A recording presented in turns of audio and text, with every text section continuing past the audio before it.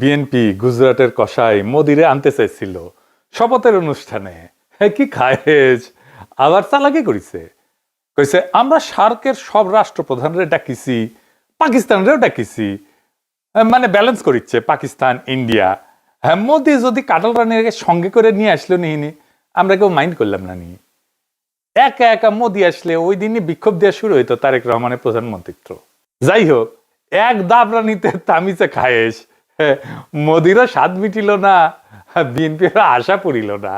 হ্যাঁ, ওই গাইড ধরবি এখন, মোদির স্বাদ না মিটিল, বিএনপির আশা না পুরিল, সকলই ফুরায়ে যায় মা। এই ইলেকশন যে সুষ্ঠু হয় নাই, এটা আজকের টিআইবির জরিপে প্রকাশ হয়েছে। মানে 70টা আসনের মধ্যে 21% আসনের ক্ষেত্রে এক বা একাধিক জাল ভোট হয়েছে। ঠিক আছে, এক বা একেবারে জাল ভোট হয়েছে। আপনারা এইভাবে বুঝতে হবে, ন্যূনতম একবার জাল ভোট হয়েছে, একবার। ন্যূনতম যখন বলছি তখন একাধিক হতে পারে, দুটো হতে পারে। ভোটের আগে বাক্স ভরা হয়েছে হাসিনার মতো, জাল ভোট দেওয়া হয়েছে হাসিনার মতো, আবার ভোটারদের কাছে ভয় ভীতি দেখানো হয়েছে হাসিনার মতো। হাসিনার আমলের চাইতে কম হয়েছে, এটা ঠিক, কিন্তু সংখ্যাটা তো কম না হয়েছে। তো তাহলে লাভ হইলো কি? ঘুরে মাগুর স্যাং এই ইলেকশনে কেমনি ইঞ্জিনিয়ারিং করাইতে পারে সেটা নিয়ে আদি একটা প্রেডিকশন দিছিল, সেটা শুনে নিয়ে আগে খুব স্পষ্টভাবে সহজ ভাষায় বলেছিল নির্বাচনে সরাসরি বুথ দখল না কইরাও ভিন্ন কৌশলে ফলাফল পাল্টে দেওয়া সম্ভব। খুব সাধারণভাবে বলা। আগে শুনেন কি কইছিল হাদি। এবার যেহেতু আমলারা সিল মারতে পারবেন না, আপনারা দেখেন এই মানে আমার হয় কি, আমরা যখন সিডাপের মতো একটা ভারী ভেন্যুতে কথা বলি তখন এত থিসিস অ্যান্টিথিসিস সিনথিসিস এরকম বলি যেগুলো জনগণ কানেক্ট করতে পারে কম। হিসেবটা খুব সোজা হলো যে এই প্রত্যেকটা কেন্দ্রে, একটা কেন্দ্রে মিনিমাম 10টা বুথ থাকে। তো আমরা জানি একটা কেন্দ্রে একজন প্রিজাইডিং অফিসার থাকে, কয়েকজন অ্যাসিস্ট্যান্ট প্রিজাইডিং অফিসার থাকে, প্রত্যেক কেন্দ্রে আবার পোলিং অফিসার থাকে, এবং এই সবাই থাকে ওই উপজেলা বা জেলার লোকজন, মেইনলি স্কুলের টিচার, কলেজের টিচার, মাদ্রাসার টিচার, সাথে কিছু ব্যাংকার, এরা এখানে করেন। ব্যাপার হলো আপনারা এটা খুব কমন স্ট্র্যাটেজি, সেটা হচ্ছে যারা আমরা যাদেরকে হেভিওয়েট প্রার্থী বলি মেইনলি, তারা যেটা করেন 5-7 জন ডামি দাঁড় করায় দেন। ডামি প্রার্থী দাঁড় করাই দিলে হয় কি, তার নামে প্রত্যেক প্রার্থীর নামে আবার পুলিং এজেন্ট দেওয়া যায়, মানে তার নামে এজেন্ট দেওয়া যায়। তো ধরেন আমি নিজেও যেহেতু একজন প্রার্থী, তো আমি প্রার্থী হিসেবে আমার কেন্দ্রে প্রত্যেক জায়গায় আমি একজন করে এজেন্ট দিতে পারবো প্রত্যেকটা বুথে। তো আমার এগেনস্টে যিনি আছেন তিনি যদি আরো 5 জনকে দাঁড় করাই দেন এবং 5 জনের এগেনস্টে আরো 5 জন সে এখানে এজেন্ট দিবেন, তারপরে যেটা হবে পুরো বুথের মধ্যে 10 জনের মধ্যে দেখা যাবে 8 জন বনাম আমার একজন। তো আমার একজন তো সে কুলে উঠতে পারবে না। এরপর ওইখানে সরকারি যে কর্মকর্তা থাকবে সে তো স্কুল টিচার ভাই, সে তো আসমান থেকে নাজিল হয় না, সে ওখানে আসছে একদিনে চাকরিটা করে হয়তো ওই দিন দায়িত্ব পালন করে 3-4 হাজার টাকা পাবে। এখন যেহেতু সেই ওই স্কুলে আবার চাকরি করা লাগবে, তার কোনো শক্তি নাই ওইখানে যারা দখল করতেছে তাদেরকে বাধা দেয়া, কারণ সে স্কুলেও ফিরতে পারবে না, কলেজেও ফিরতে পারবে না। শুনিছেন তো? নির্বাচন কমিশনের শুনে নাই, শুনিছে করে নাই কেন? নির্বাচন কমিশনের উচিত ছিল না এটা আমলে নেওয়া, আমলে নিয়ে ব্যবস্থা নেওয়া, সেটা হয় নাই। যাই হোক, গত ভিডিওতে আমি জামাত এনসিপির সম্মিলিত ভোট 35% বলছিলাম, এটা ঠিক আছে, কিন্তু এটার সাথে তো আবার খেলাফত মজলিস, এবি পার্টি, অলি আহমেদের দলের ভোট যুক্ত হবে, তাই না? তাইলে এটা 38.5% হয়। এটা আমাদের জোটের ভোট, এটা হেলাফেলা করার সংখ্যা না। তার মানে আমরা ভোট পাইছি 38.5% আর বিএনপি 51%, তফাৎ 12%। আমাদের এই 38.5%টাকে আমাদের 45% নিয়ে যেতে হবে। এখন প্রশ্ন হইতেছে কেমনে? আমরা যে 38.5% ভোট পাইছি এটা কোনো ছোট বিষয় না, কিন্তু একটা দেশে এত বড় সমর্থন একদিনে তৈরি হয় না। শুধু আমাদের ভোট বাড়াইলে চলবে না, আমাদের ভোট রক্ষা করতে হবে। এর জন্য একটা সমন্বিত একটা পরিকল্পনা লাগবে। পুরা পরিকল্পনা এক এপিসোডে দেওয়া যাবে না। তাও আজকে কিছু গুরুত্বপূর্ণ কৌশলের কথা আলাপ করব। আমি আগে মেলা স্ট্র্যাটেজি গলে কয়ে দিছি জামাত এনসিপি রে, কয়টা নিচে আপনারাই জানেন। আমি একটা এক্সাম্পল দিই। আমি কইছিলাম পাড়ায় মহল্লায় চাঁদাবাজি প্রতিরোধ কমিটি তৈরি করতে। এটা করলে বিএনপির বাইরে সব শক্তিকে পাড়া মহল্লা লেভেলে অর্গানাইজ করে ফেলা যেত, তাদের একটা পলিটিক্যাল কাজ দেওয়া যেত, যেটা সামাজিকভাবে গুরুত্বপূর্ণ, রাজনৈতিকভাবেও গুরুত্বপূর্ণ। ইউনিটিটা স্ট্রং হইতো। তারা জানতো কে কোথায় চাঁদাবাজি করে, তারা জানতো কার কোথায় শক্তি, তাদের নিজেদের কোথায় শক্তি। এটাই নির্বাচনী ইউনিট হিসেবে কাজ করতে পারতো। পাত্তাই দেয় নাই, কানেও তুলে নাই। চাঁদাবাজিকে একটা ন্যাশনাল পলিটিক্যাল ইস্যু বানায় ফেলা যাইতো, করে নাই। হ্যাঁ, করেন না, কিন্তু আমি তারপরে কয়া যাই, কারণ হইতেছে কি যে এটা তো অনেকে শুনবে, জানবে যে এটা একটা পথ ছিল, রাস্তা ছিল। অনেকে কইতে পারেন আপনি কয়া দিতেছেন কেন, সবাই তো জানা যাবে স্ট্র্যাটেজি, সবাই জানা গেলেও অসুবিধা নাই। আমি এমন ভাবেই বলি স্ট্র্যাটেজি, আমার তো কোনো গোপন স্ট্র্যাটেজি নাই, আমি তো কোনো দল করি না যে দলের ফোরামে যায় কইব। আর এইভাবে বলা ছাড়া সেই জন্য আমার কোনো উপায়ও নাই। আর যে কৌশলে বলবো তা চাইলেও প্রতিপক্ষ ব্যবহার করতে পারবে না। মানে আমি যদি বলি আমি একটা ম্যান্ডোলিন বেজে ভোট চামু, এটা সবাই পারবি? হ্যাঁ, পারবি না। হ্যাঁ, আমি যে এককালে ম্যান্ডোলিন বাজালাম তা জানেন না? জানেন না? ও তাই নাকি? আচ্ছা দেখেন,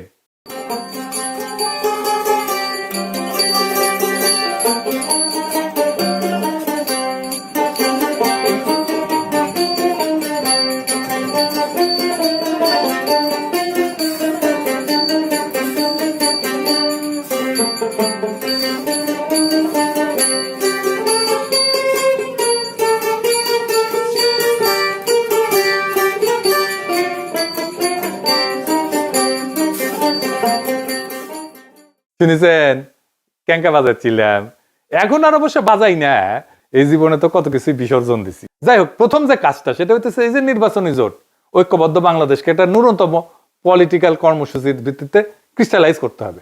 এর ভিত্তি হবে জুলাই বিপ্লব, 2 নাম্বার ফ্যাসিবাদ বিরোধী, 3 নাম্বার আধিপত্যবাদ বিরোধী। এই 3টা ইস্যুতে জোট। এইটারে কিভাবে ক্রিস্টালাইজ করা যাবে সেটা আমি আরেক পর্বে বলবো। আজকে কিছু প্র্যাকটিক্যাল ইমিডিয়েট পরিকল্পনা কথা কইতেছি, আজকে মূলত কিছু অর্গানাইজেশনের পরিকল্পনার কথা বলবো। তো এই যে কইছি প্রথমে 38.5 থেকে 45%, এই 6.5% কোথেকে আসবে? 6.5% আনতেই হবে, বা 7%-এর মতো ভোট কোথায় থেকে আসবে? হাওয়া থেকে পড়বে না, কই থেকে আসবে? আসেন সেটা দেখি। তো এই যে 6.5% বা 7%, এটা তো কারো না কারো ভোট। কাদের ভোট? আমি কই এটা পরিষ্কার হিসাব দিই। আমি 2টা খুব স্পেসিফিক জায়গা দেখাই দিব। স্পেসিফিক জায়গা, 1 নাম্বার নতুন ভোটার, তরুণ প্রজন্ম, যারা নতুন ভোটার হবে এই 5 বছর পরে। অনেকে মনে করে ভোট মানে একই মানুষ বারবার ভোট দেয়, না। ভোট নদীর মতো, দেশ বদলায়, মানুষ বদলায়, ভোটারও বদলায়। প্রত্যেক 5 বছর কি হয়, বাংলাদেশে প্রত্যেক বছর প্রায় 9 থেকে 10 লাখ মানুষ মারা যায়। তার মানে ভোটটা আজকে যারা ভোট দিয়ে গেছে তার মধ্যে 50 লাখ মানুষ সামনের নির্বাচনে ভোট দিতে পারবে না। 5 বছরে প্রায় 50 লাখ মানুষ সামনের নির্বাচনে ভোট দিতে পারবে না। এই মানুষগুলো বড় অংশই বয়স্ক ভোটার। একই সময় নতুন ভোটার তালিকায় ঢোকে, কিছু ভোটার বাইরে যায়, মারা যায়, কিছু নতুন ভোটার তালিকায় ঢোকে। প্রায় 45 থেকে 65 লাখ তরুণ, কারণ আমাদের মৃত্যুর হার হচ্ছে জন্ম হার বেশি। তার মানে কি দাঁড়াইলো, 5 বছরে প্রায় 50 লাখ পুরনো ভোটার কমে যাবে, আর 50 থেকে 60 লাখ নতুন ভোটার ঢুকে পড়বে। মোট সংখ্যা খুব বেশি বাড়বে না, কিন্তু ভোটারদের চেহারা বদলে যাবে, ডেমোগ্রাফি বদলে যাবে, চিন্তা বদলে যাবে। এই পরিবর্তনটাই সুযোগ। যেই দল পুরনো সমর্থকদের ধরে রাখার রাজনীতি করে সে ধীরে ধীরে ছোট হয়ে যায়। যে দল নতুন ভোটারের মন জয় করতে চায় সে ভবিষ্যৎ দখল করে ফেলে। এন্ড হিসাবটা দেখেন, আমাদের হিসাব আছে 38.5%, আমাদের দরকার 45%। এই 6.5% তো বাড়াইতে হবে। মানে দেশে যদি মোট ভোটার 8 থেকে 9 কোটি হয়, তাহলে 6.5% মানে 50 থেকে 60 লাখ ভোট। এই সংখ্যাটা শুনে বড় মনে হয়, কিন্তু বাস্তবতা দেখেন প্রত্যেক 5 বছরে এই নতুন ভোটার ঢোকে 50 লাখের মতো। তার মানে নতুন ভোটারদের বড় অংশটাকে যদি আমরা ধরতে পারি, 6.5% পাওয়া এটা অসম্ভব না। তাহলে কি করতে হবে? কলেজ বিশ্ববিদ্যালয়ে শক্ত সংগঠন গড়ে তুলতে হবে। আমাদের তো আছেই কলেজ বিশ্ববিদ্যালয়ে, আমাদের সংগঠন শক্ত। ছাত্র সংসদ নির্বাচন দাবি করতে হবে, এটা গুরুত্বপূর্ণ। সমস্ত কলেজ বিশ্ববিদ্যালয়ে এখন ছাত্র সংসদ নির্বাচন হইতে হবে। তরুণদের জন্য আলাদা কর্মসূচি লাগবে, সোশ্যাল মিডিয়ায় শক্ত উপস্থিতি লাগবে। শুধু ফেসবুক না, শুধু ইউটিউব না, আরো অনেক সোশ্যাল মিডিয়া আছে, ইনস্টাগ্রাম আছে, টিকটক আছে, এই সব জায়গাতে উপস্থিতি বাড়াইতে হবে। তরুণদের ভোট যদি 2 থেকে 3% বাড়াইতে পারে তাহলে কিন্তু গেম চেঞ্জ হয়ে যাবে। আমাদের শিবিরের মতো একটা শক্তিশালী ছাত্র সংগঠন আছে, এনসিপির মতো তরুণদের দল আছে, তারা তরুণদের টানবে। তরুণরা অ্যান্টি স্ট্যাবলিশমেন্ট হয়, আর আমরা তাদেরকেই টার্গেট করব। আমরাই সবচেয়ে ভালো অবস্থানে আছি তরুণদেরকে অ্যাট্রাক্ট করার জন্য, বিএনপি না। 2 নাম্বার, হতাশ মানুষ। কিছু মানুষ এখন বিএনপি শাসন দেখে হতাশ হবে, প্রতিহিংসা দেখে হতাশ হবে, চান্দাবাজি ধান্দাবাজি দেখে হতাশ হবে, সন্ত্রাস দেখে হতাশ হবে। কিছুদিন পরে ইকোনমির অবস্থা তো জয় বাংলা হয়ে যাবে, জিনিসপত্রের দাম বাড়বে। আগেই কয়ে রাখলাম, আবার এর জন্য আমার দোষ দিয়েন না। সরকার তার খরচার জন্য টাকা ছাপাইতেছে ঋণ করিয়া। এই যে রমজান আসতেছে, আপনি দেখেন জিনিসপত্রের দাম কেমনে পাগলা ঘোড়ার মতো বাড়তে থাকে। ডলারের দাম বাইরে গেছে, ডলার প্রতি 1 টাকা। এই ইলেকশনের পরপরই দামও অলরেডি বাইরে গেছে জিনিসপত্রের। দেখেন খেসারির ডাল আগে ছিল 85 থেকে 90 টাকা কেজি, এর বাইরে 100 টাকা হয়েছে। পেঁয়াজ 50 টাকা থেকে 60 টাকা হয়েছে, দেশি রসুন 90-100 টাকা থেকে 120 টাকা হয়েছে, পাইকারি পর্যায়ে সোয়াবিন তেল লিটার প্রতি 185 থেকে 95 টাকা হয়েছে, আর পামেল বিক্রি হয়েছে 155 থেকে 165 টাকা লিটারে। পেঁয়াজের দাম বাড়ছে, মাংসের দাম বাড়ছে। এই প্রসঙ্গে এটা মৌলানা ভাসানীর কৌতুক মনে পড়ে গেল। আমি মনে হয় আগে কইছিলাম এই কৌতুকটা, যদি না শুনে থাকেন তাহলে শুনেন। তো মৌলানা ভাসানী বক্তৃতা দিচ্ছে, তার পাশে বসে আছে মশিউর রহমান জাদু মিয়া। জাদু মিয়া কিন্তু জিয়াউর রহমানের সরকারে ছিল, মন্ত্রী ছিল, উপদেষ্টা ছিল, জিয়াউর রহমানের সেকেন্ড ম্যান ছিল বলতে পারেন, ন্যাপের মশিউর রহমান জাদু মিয়া। ওনার মেয়ে আবার এখন বিএনপি করে, মশিউর রহমান জাদু মিয়ার মেয়ে। তো মৌলানা ভাসানী বক্তৃতা দিতেছে, জ্বালাময়ী বক্তৃতা দিতেছে, চালের দাম বাড়ছে, তেলের দাম বাড়ছে, ডাইলের দাম বাড়ছে, মদের দাম বাড়ছে কিনা কইবার পারব না, জাদু মিয়া কইবার পারবো, বুঝছাও? মানে জাদু মিয়া নাকি ছিল আর কি সীমার প্রচুর একটা সিস্টেমের মধ্যে বেস্ট অফ বেস্ট ছিল আর কি, জানা যায়। ও আচ্ছা আচ্ছা, আর একটা কথা কয়ে রাখি আপনাদের, যারা শেয়ার মার্কেটে বিনিয়োগ টিনিয়োগ করেন তাদের কই, করেন নাকি অনেকে? হ্যাঁ, এটা বুদ্ধি শিখে দেবো, টেকা টেকা কলে পাইবেন। হ্যাঁ, লাভ করতে চান যদি আমি কয়ে দিই, তবে কন্ডিশন আছে, আমার কলে 10% দেওয়া লাগবে, বুঝছাও? লাভের 2 ভাবে লাভ করতে পারবেন। ইলেকশনে পরে যে দল জিতে তাদের সাথে রিলেটেড কোম্পানিগুলোর শেয়ারের দাম ইউজুয়ালি বাড়ে। এখন বাড়বি, আপনি খুঁজে দেখেন, যেমন ধরেন ঢাকা ব্যাংক বাড়বি, ন্যাশনাল ব্যাংক বাড়বি, মুন্নু গ্রুপের বাড়বি, আরো কি কি আছে খুঁজে দেখেন। এইগুলা শেয়ারের দাম দাই করে বাড়বি কয়েকদিন। হ্যাঁ, শেয়ার থাকলে, এদের শেয়ার থাকলে বেঁচে দেন, ক্যাশ করে ফেলেন। আর জামাতের কোম্পানিগুলোর শেয়ার কমবি, দাই করে কমবি। কি আছে? ইসলামী ব্যাংক আছে, ইবনে সিনা আছে, এইগুলো আর কি কি বা আছে, দেখেন, খুঁজে দেখেন আর কি, দাই করে কমবে। আপনি শেয়ার মার্কেটে যাই খোঁজ নেন, আমার কথা সত্য কিনা আমি না দেখেই কইলাম। তো যেগুলো কমবি সেগুলো শেয়ার এখন কিনে রাখবেন। জামাতের কোম্পানিগুলো শেয়ার, ইসলামী ব্যাংকের, ইবনে সিনা শেয়ার, বিএনপি কোম্পানি এই যে বেরিয়েছে এটা বেশি দিন থাকবে না, জামাতের কোম্পানিগুলো কমাও বেশি দিন থাকবে না। মাঝখান থেকে আপনার লাভ আমার কমিশন কলে দিয়েন কলে, বেশি না 10%। আর কারা হতাশ হবে? ক্ষুদ্র ব্যবসায়ী, হকার, দোকানদার, এদের উপরে প্রথম চাঁদাবাজাররা টার্গেট করে। এরা বিরক্ত, বিব্রত অবস্থায় থাকে, অসহায় অবস্থায় থাকে। এদের মধ্যে সংগঠন এবং প্রচারণা তৈরি করতে হবে, তাহলে দেখবেন আপনি দ্রুত জনমতকে অর্গানাইজ করে ফেলতে পারছেন। এবার আসেন আলাপ করি কিছু জায়গায় সংগঠন নাই যেখানে সংগঠন করা নিয়ে, এটা খুব জরুরি জায়গা। 1 নাম্বার, গার্মেন্টস শ্রমিক ইউনিয়ন করতে হবে। যত জায়গায় শ্রমিক আছে সবগুলো জায়গায় শ্রমিক ইউনিয়ন, ট্রেড ইউনিয়ন করতে দিতে হবে। এটি নিয়ে সরকারের সাথে বার্গেন করতে হবে। এটা শ্রমিকদের অধিকার, এটা সাংবিধানিক অধিকার। আমার সংবিধান স্বীকৃত, বাংলাদেশের আইনে স্বীকৃত, আন্তর্জাতিক আইনে স্বীকৃত। এমনকি গার্মেন্টস বায়ার যারা আমরা যে সমস্ত দেশে রপ্তানি করি, সেখানেও আমাদের শ্রমিকদের অধিকার সম্পর্কে একটা পজিটিভ, ইতিবাচক ধারণা জন্মাবে। শ্রমিকদের বার্গেন করা, কালেকটিভ বার্গেনিং এজেন্ট হওয়া, এইটা আন্তর্জাতিকভাবে স্বীকৃত একটা অধিকার। আমাদের শ্রমিকদের এই অধিকার দিতে হবে। এটা নিয়ে সরকারের সাথে বার্গেন করতে হবে। দরিদ্র মানুষেরা যত বেশি সংগঠিত হবে তত আমরা শক্তিশালী হব, তত এই এলিট রাষ্ট্র আমাদের কাছে নত হবে। যে সমস্ত শ্রমিক ইউনিয়ন লুটেরাদের কবলে আছে তাদের সেই লুটেরা নেতৃত্বকে উৎখাত করতে হবে। যেমন ধরেন শাহজাহান খান, সে ছিল বাস শ্রমিকদের নেতা। বিএনপির নজরুল ইসলাম, সেও কিন্তু শ্রমিকদের নেতা, কিন্তু উনি কিসের শ্রমিক বলেন? এই সমস্ত নেতা রাখা যাবে না, শ্রমিকদের নেতা হইতে হবে শ্রমিককে। এরপরে রিক্সা শ্রমিক, আমরা ঢাকায় দেখছি রিক্সা শ্রমিকরা আমাদের বর্ষা বিপ্লবে কিভাবে অংশ নিছে। ওই যে সুজন যে স্যালুট দিছিল রিক্সার উপরে দাঁড়ায়, সেও তো রিক্সা শ্রমিক, তাই না? এমন একটা পলিটিক্যালি চার্জড ক্লাস তাদের এই বিপ্লবের পরে কেউ সংগঠিত করার কাজ করলো না। এমনই বেকুব বাংলাদেশের রাজনৈতিক দলগুলা। আমি দেশে থাকলে ঢাকার রিক্সাওয়ালাদের প্রথম অর্গানাইজ করতাম, তাদের মহাসমাবেশ করতাম, সম্মেলন করতাম, তাদের একটা রাজনৈতিক শক্তি হিসেবে গড়ে তুলতাম। রিক্সা দিয়ে আপনি মেসেজ ছড়াইতে পারবেন দ্রুত। রিক্সা পলিটিক্যাল ভেহিকল বাংলাদেশের জন্য। আর ঢাকা শহরের রিক্সা সংগঠন, হকারদের সংগঠন, ক্ষুদ্র ব্যবসায়ীদের সংগঠন আপনার হাতে থাকলে আপনি ঢাকার রাজা। দাবরানি দিয়া চান্দাবাজ ধান্দাবাজদের উড়াই দিতে পারবেন। সরকার কাঁদবে। এই রিক্সাওয়ালা দিয়ে কি করা যায়? এটা অনেকভাবে কাজ করা যায়, শুধু পলিটিক্যালি না। আমি বলি, আমি মার্কেটিং এ, বিজনেসেও কাজ করেছি। মজার একটা গল্প আছে, শুনবেন? আজ বলি, আসেন শুনে। আপনাদেরকে জানা আছে কিনা যে আমি কলে দরবেশ বাবার বেক্সিমকো ফার্মায় কাজ করেছি? হ্যাঁ, জানেন? ওইখানে আমার মাহমুদ ভাইয়ের সাথে পরিচয়, মাহমুদুর রহমানের সাথে। তখন তিনি শাইনপুকুর সিরামিক্সের এবং হাউজিং ছিল ওটার এমডি। যাই হোক, এই বেক্সিমকোতে আমি আপনাদের পরিচিত বেশ কয়েকটা ব্র্যান্ড নিয়ে, আপনারা চেনেন, এই নামগুলো জানেন, ওষুধের ব্র্যান্ড কাজ করছি, প্রোডাক্ট ম্যানেজার ছিলাম। যেমন ধরেন নাপা। হ্যাঁ, এই নাপা নাম হইলো কেমনে জানেন? জানেন না? NAPA, প্যারাসিটামলের কেমিক্যাল নাম আছে। এন অ্যাসিটাইল প্যারা অ্যামাইনোফেনল, এই প্রথম অক্ষর নিয়ে নাপা, এন এর এন, অ্যাসিটাইলের এ, প্যারার পি আর অ্যামাইনোফেনলের এ, এই দিয়ে নাপা। তারপরে অ্যারিস্টোভিট বি, অ্যারিস্টোভিট এম, ওইগুলো আমার প্রোডাক্ট ছিল। আর একটা প্রোডাক্ট ছিল, এখন হয়তো চলে, কিন্তু আমাদের সময় আমরা যখন ছিলাম প্রোডাক্ট ম্যানেজার, ওই সময় ওইটা নাম্বার 1 প্রোডাক্ট ছিল দেশের, শুধু ভ্যাকসিনকোর না, দেশের, আমাদের নিওসেপটিনার গ্যাস্ট্রিকের ওষুধ। এটার মার্কেটিং হয়েছে কেমনে জানেন? রিক্সা দিয়া মার্কেটিং হয়েছে। কেমনে জানেন?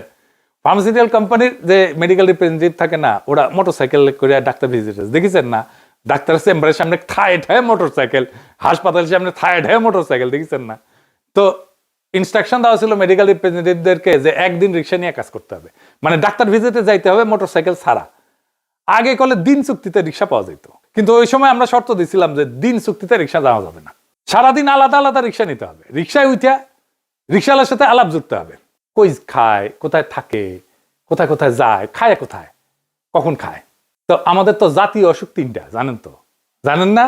3টা জাতীয় অসুখ, গ্যাস্ট্রিক, আমাশা, কুরকুরানি। তো আলাপ শুরু করার পরে তার যে গ্যাস্ট্রিকের সমস্যা সেটা বের হয়ে যেত। রিক্সা থেকে নামার টাইমে ভাড়ার টাকা দেওয়ার সাথে সাথে এক স্ট্রিপ ওই নিওসেপটিনার হাতে ধরে দিত রিপ্রেজেন্টেটিভ, আর বলতো এটা খায় দেখেন, দিনে 2 বার, সকালে আর রাত্রে, দেখেন কেমন লাগে, কেমন কাজ হয়। রিক্সাওয়ালা খাইতো, ভালো হইতো, মুখে মুখে ছড়াইতো। তখন এটা দাই দাই দাই দাই করে বাংলাদেশের সর্বোচ্চ বিকৃত পণ্য হইয়া গেল এটা নিওসেপটিনার। অনেকে আবার উচ্চারণ করতে পারতো না, কইতো নিওসেপটিপিন, ওষুধের দোকানে যাই কত নিওসেপটিপিন আছে। তো এই রিক্সাওয়ালাদের সংগঠন বানাইতে হবে। আবার রিক্সাওয়ালার সংগঠন বানাইতে যে জামাত বা এনসিপির অঙ্গ সংগঠন বানায়েন না, পিওর গণসংগঠনের রূপ দেন।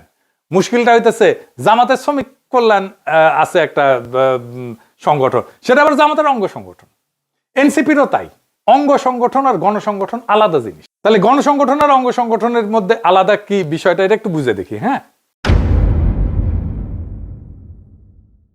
অঙ্গ সংগঠন হইতেছে রাজনৈতিক দলের একটা ছায়ারূপ ওই সেক্টরের মধ্যে।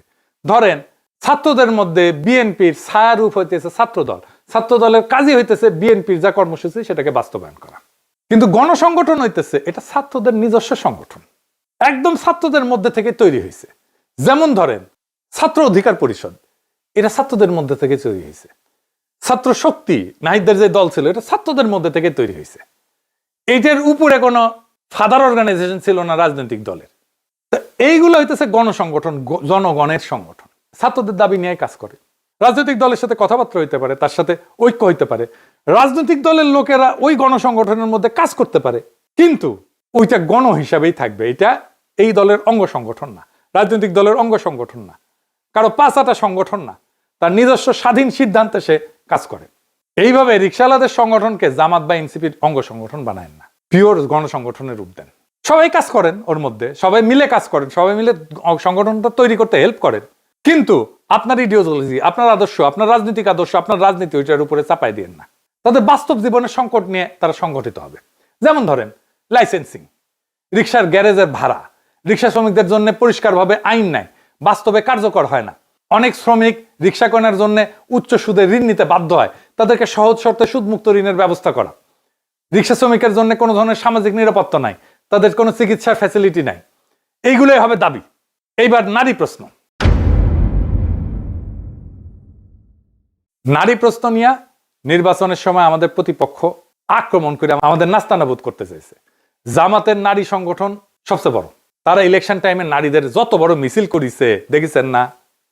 দেখেন না দেখে থাকলে দেখেন।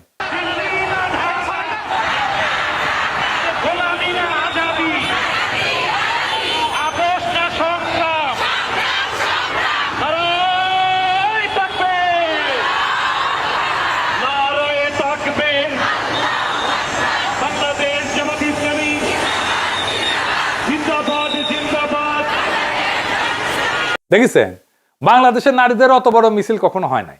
তাও হাতে গোনা কিছু তথাকথিত নারীবাদী, যাদের বাংলাদেশের মানুষ নারীবাদী বলে, তারা আমাদের দাবরানির উপরে রাখে। তারা নারীবাদী কারা জানেন না? জানেন না? ও দেখেন না? আমি তো দেখেছিলাম। আবার দেখেন, এডিটর সাহেব দেখে দেন, গানটা না দেখে দেন, মিথ্যে না দেখেন, বেশি দেখেন না।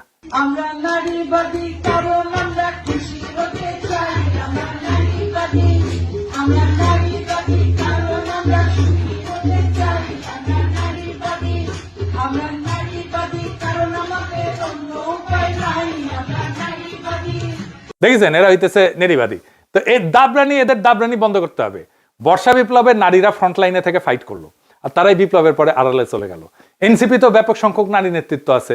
গার্মেন্টসে আমাদের এত নারী কর্মী কাজ করে, অথচ বাংলাদেশে শক্তিশালী নারী সংগঠন নাই, বিশেষ করে দরিদ্র নারীদের সংগঠন নাই, সব এলিটদের সংগঠন। এটা আমাদের বড় ব্যর্থতা। আপনি দেখেন, কাজের বুয়া হিসেবে একটা বড় অংশের নারী কাজ করে। তাদের বেতন কি হবে, তাদের নিরাপত্তা কি হবে, তারা কোন পরিবেশে কাজ করবে, তাদের জন্য কথা বলার কেউ নাই। এটা আমাদের বড় ব্যর্থতা। আমাদের দ্রুতই নারী সংগঠন গড়ে তুলতে হবে, এবং দরিদ্র নারীদের সংগঠন, দক্ষিণ এশিয়ার সবচেয়ে বড় নারী সংগঠন আমরা গড়ে তুলতে পারি। আমাদের এখনই একটা জাতীয় নারী সমাবেশের নারী কনভেনশন করে জাতীয় নারী সংগঠন গড়ে তুলতে হবে। নারী নেতৃত্বকে প্রাতিষ্ঠানিক রূপ দিতে হবে, যেটা প্রো জুলাই, যেটা প্রো বাংলাদেশ, যেটা আগ্রাসন বিরোধী, যেটা ফ্যাসিবাদ বিরোধী, প্রো পোর, দরিদ্র বান্ধব। এটাকেও গণসংগঠনের রূপ দিতে হবে। কোন ইডিওলজিক্যাল বা রাজনৈতিক দলের অঙ্গ সংগঠন করা যাবে না। আজকে বললাম আমাদের সম্ভাব্য কৌশলের প্রথম পর্ব। এর পরের পর্বে আমাদের আরো গভীর সাংগঠনিক প্রস্তুতির বিষয়ে আলাপ করব। এরকম আমি 4টা এপিসোড করব, আজকে প্রথম এপিসোড। তো এই যে 38.5%, এটা কোনো শেষ না। 38.5% হলো শুরু। এই দেশে 38.5% মানুষ পরিবর্তন চাইছে। এটা ছোট না, এটা অনেক বড় অর্জন। এটা প্রমাণ করে একটা শক্তিশালী বিকল্প রাজনৈতিক বিকল্পের মধ্যে তৈরি হয়েছে। ভোট কিন্তু স্থির না, ভোট বদলায়, প্রজন্ম বদলায়, অর্থনীতি বদলায়, মানুষের প্রত্যাশা বদলায়। যেই দল সংগঠন করে সেই দল টিকে, যে দল মানুষের বাস্তব জীবনের পাশে দাঁড়ায় সে দল বাড়ে। আমাদের কাজ এখন উত্তেজনা না, আমাদের কাজ কাঠামো, আমাদের কাজ শৃঙ্খলা, আমাদের কাজ মানুষের আস্থা অর্জন। 38.5কে 45% করা অসম্ভব না, খুবই সম্ভব। আমি হিসাব করে দেখাই দিলাম, কিন্তু সেটা হবে স্লোগানে না, সংগঠনে, হতাশায় না, ধৈর্যে, অভিযোগে না, বিকল্প দিয়া। আজ যারা ক্ষমতায় আছে তারা সরকার চালাবে, ধান্দা করবে, টাকা পয়সা কামাবে, এবং পাবলিকে বিরক্ত হবে তাদের উপরে। আর আমরা কাজ করব মাঠে, বাজারে, মানুষের কাতারে। 5 বছর পরে একটাই প্রশ্ন হবে। সেই প্রশ্নটা এইটা না যে কে বেশি চিৎকার করছে, বরং প্রশ্নটা এইটা হবে কে বেশি সংগঠন করছে, কে মানুষের কাছে বেশি গেছে, কে মানুষের পাশে ছিল, কে মানুষের দুঃখের কথা বলছে, কে মানুষের কষ্টের কথা বলছে।